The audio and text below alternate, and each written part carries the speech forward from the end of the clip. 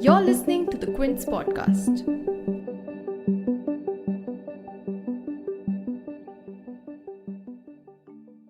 One of the most aggressively fought election battles finally came to a close on 2nd May with a sweeping victory for the Trinamool Congress in the West Bengal Assembly polls. Belying all expectations, the party is back to power for the third time in a row with an absolute majority, although party supremo Mamata Banerjee herself lost the Nandigram seat to her former aide, Suvendhu Adhikari, who had switched over to the BJP just ahead of the elections. Counting of votes took place in 3 other states as well. Assam, where the BJP became the only non-Congress party to secure a consecutive second term in the state. Tamil Nadu, where the DMK wrested power from the AIADMK after 10 years, and Stalin is all set to become the first-time chief minister after waiting for decades.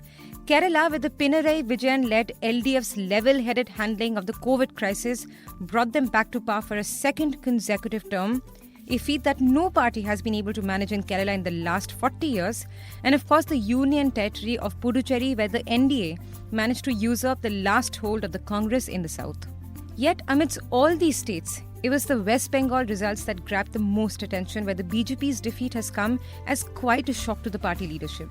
A far cry from Modi-Shah's prediction of 200 seats, the party managed only 77 seats in the assembly, although it's much more from the 3 seats that it had managed in the 2016 elections. But more than an electoral defeat for the BJP, the West Bengal results are being seen as a striking blow to the BJP's brand of politics. Despite the numerous defections of TMC heavyweights into the BJP, despite the blatant polarization of Hindus and Muslims in the election rallies, despite a strong lineup of BJP campaigners to take on Mamata Banerjee with taunts and jibes, Didi seems to have reserved Bengal for Banglar Mein and thwarted the BJP's ambitions in the state. But what is it that worked in the favour of TMC? How did Mamata Banerjee lead her party to such a phenomenal victory despite her incumbency? Decoding the West Bengal results in this episode with me will be Aditya Menon, the Quint's political editor.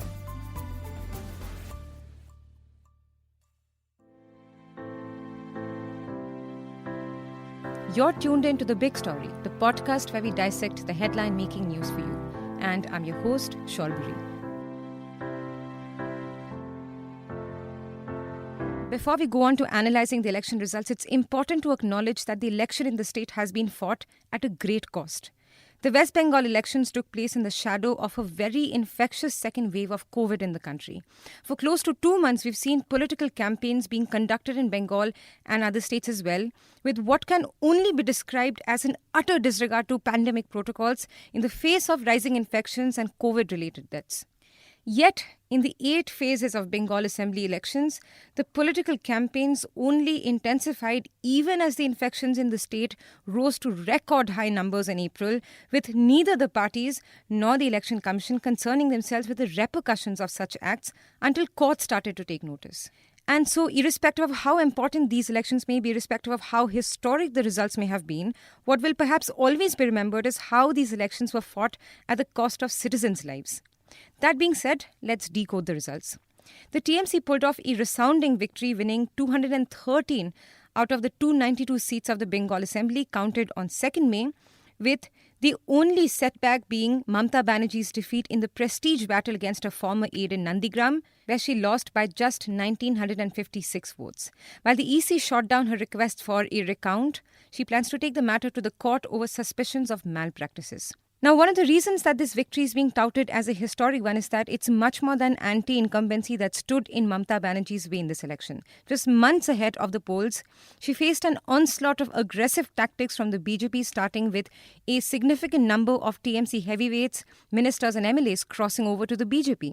Going by the narrative pushed by the BJP, it seemed that TMC's own leaders were abandoning the party and Banerjee was left with a sinking ship all by herself.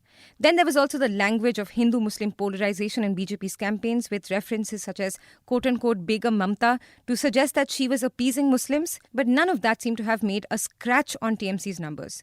What is it that worked for the party? The 3 main factors, as Aditya Menon points out, are Number one, the state government's welfare schemes. Number two, the women vote bank. This election has in fact shattered the myth that the Muslim vote bank is what gets the TMC to power. The sheer scale of victory shows that it's not possible for just a single community to have elected the party into power. And the third and very important factor that worked for the BJP was the linguistic and cultural pride of the Bengali identity that Banerjee was able to play up against the BJP. I think a strong thrust on welfare schemes and especially the delivery of welfare schemes in the last 1 year of the Trinamool Congress government, through the Dware Sarkar initiative. Uh, I think it was an important course correction for the TMC, and it sort of addressed some of the last mile delivery problems and alleged acts of corruption that had harmed them in the Lok Sabha election. So that was one factor. The second, from what one is hearing, is that there was a sizable chunk of women who voted for the TMC, even compared to the men in their own families. Surveys suggest that there might be about 3 to 4% extra women vote that the TMC got compared to men. So that seems to have been a very important factor in the TMC's victory. It helped, I think, both these two factors. They helped TMC tackle some of the polarization that the BJP was trying.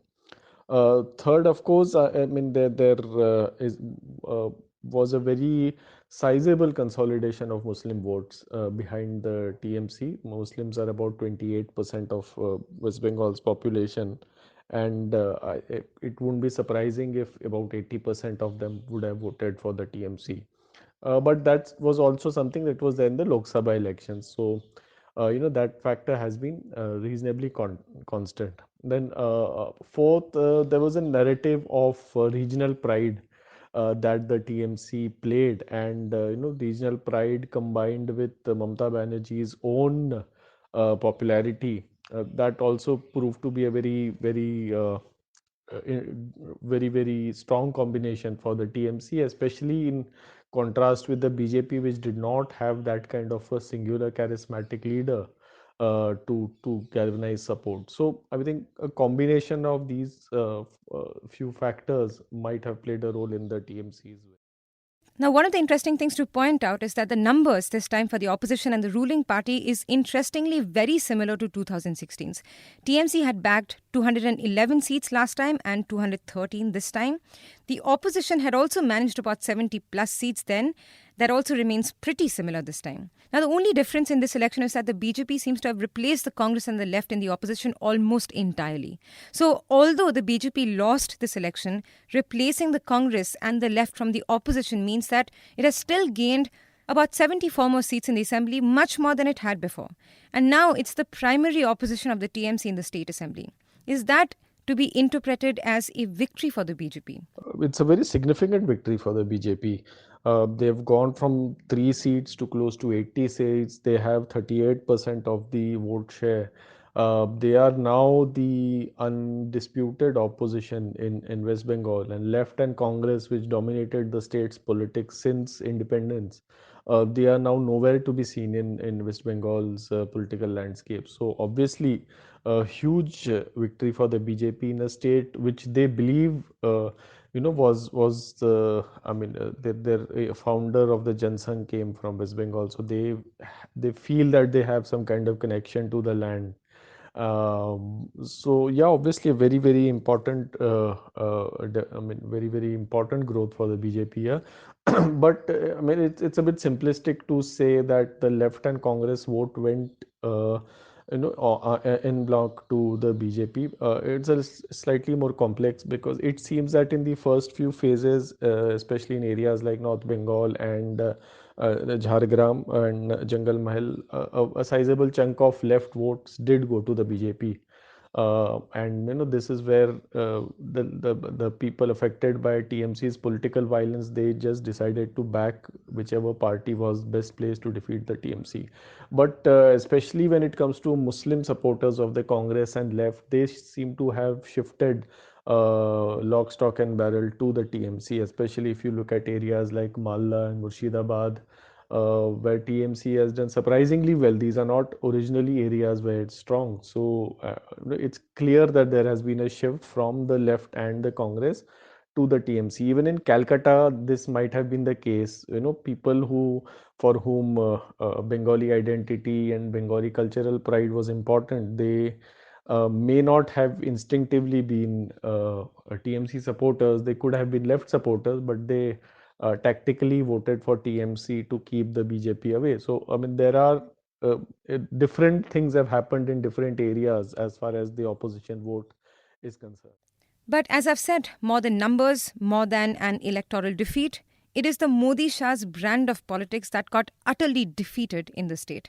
Remember the fact that the BJP pulled all the big guns against Banerjee in this election, fielded a big number of union ministers and chief ministers, including PM Modi and Mr. Amit Shah themselves, to campaign against her. There were also strong allegations against the BJP of trying to poach TMC MLAs. And yet, out of the 148 TMC turncoats, only 6 have won seats in this election. The BJP's blatant attempt to polarize Bengal voters along religious lines also seems to have backfired. So why did the usual tactics fail to work in Bengal, and what is the message for the BJP here? The BJP tried their usual tactics, of using communal polarization, of throwing in a very huge amount of resources, bringing in cadres and leaders from other parts of the country. And there are even allegations from the TMC that BJP misused government machinery, be it central forces or the election commission. So I mean, it's the usual BJP's intimidating shock and awe tactics that they tried in West Bengal, but it did not work.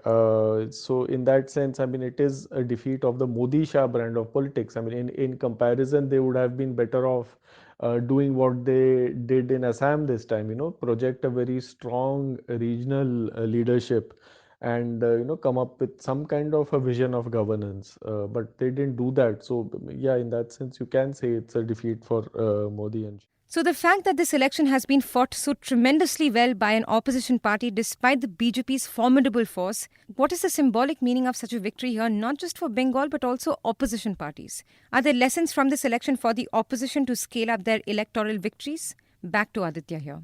it's a very instructive result for the opposition. Mamata Banerjee and her advisor Prashant Kishore, they have put forward a certain model of defeating the BJP. Now, what are the elements of this model? Definitely regional pride, focus on a strong leader with a strong personality like Mamata Banerjee, focus on the women vote, and welfare schemes, welfare targeted welfare schemes that reach people. So these four elements are probably the basis of this West Bengal model that is being put forward. Can it be scaled to a national level? I mean, I think there are differences in context. Firstly, Mamata Banerjee was the incumbent. She had already been ruling for 10 years. But what the opposition needs at the central level is someone who can challenge Prime Minister Modi's might, and undoubtedly Prime Minister Modi still enjoys a great deal of popularity in the country. So it's a challenger model that's required at the national level. Things like welfare schemes, yeah, obviously the opposition can, try and shift the narrative towards welfare, towards development, towards economic issues. But welfare schemes and their implementation is something only typically an incumbent government can do. So that's not something that can be scaled up by the opposition. Even to that extent, focus on the women vote. Women also tend to, when they do decisively, go in favor of a particular party, it is often the incumbent, be it Mamata Banerjee or Nitish Kumar or Naveen Patnaik, the advantage they got in terms of women votes also because of certain schemes that they did. Or the women vote will shift if the law and order or something that is extremely blatantly anti woman that's happening, that a particular government is doing. So I mean, it's not a very easy card to play, at the national level. One would need a very astute leader and preferably a female leader to play that card. That to a female leader with a national appeal, but there is no one of that variety as of now. That's the second element. That, of course, the third element of consolidating anti-BJP votes, and especially of the minority community. Obviously, that is something that any opposition which wants to take on the BJP at the central level will have to do. Now, I mean, the commonsensical model for doing that was the Mahagathbandhan. You sort of unite all the opposition, but Mamata Banerjee has proved that you don't even need a coalition to do that. If you are a strong enough anti-BJP candidate, and if you have not taken the minorities for a ride, you will get support from that section. So that's another takeaway from the West Bengal victory.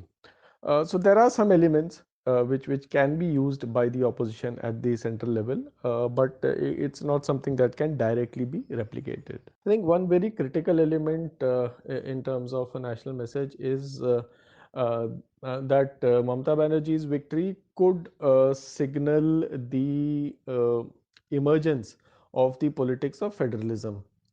It probably, I think, she would provide space for some kind of conglomeration of regional leaders coming together and battling with the Narendra Modi government on the issue of federalism. Obviously, with the COVID-19 pandemic, this becomes important because there are a lot of allegations that the center is taking away all the GST funds, and it is not being equitable in distributing them across states. And also regarding the COVID-19 pandemic, the states aren't being given enough space to maneuver. Something as basic as vaccine prices are also different for the center and the states. So this politics of federalism could emerge as a very important narrative, and it could lead to the coming together of leaders like Mamata Banerjee, Uddhav Thackeray, K. Chandrasekhar Rao, Arvind Kejriwal, among chief ministers, of course, MK Stalin, YS Jagan Mohan Reddy. So, there are a lot of leaders in this anti-BJP space who are not necessarily pro-Congress, who might want to be part of such a conglomeration. So I think this is the space to watch out for following this election. If elections could have a man of the match, it would undoubtedly be Prashant Kishore, Mamata Banerjee's campaign advisor, who has announced that he wants to quit this space despite such a victory. He's also accused the EC of being an quote-unquote extension of the BJP, alleging that they did everything they could do to help the party. But now that the people of Bengal have given their mandate, what will this victory mean for the state? Will it be able to usher a strong and good governance, and especially at a time when the numbers in West Bengal are rising? If you like listening to this episode, please subscribe to the Big Story playlist for episodic updates. We're live on Apple, Google Podcast, Spotify, JioSaavn, and most of the other popular podcast streaming platforms. For other podcasts, please log on to the Quint website and check out the podcast section. For any feedback, shoot an email to podcasts@thequint.com.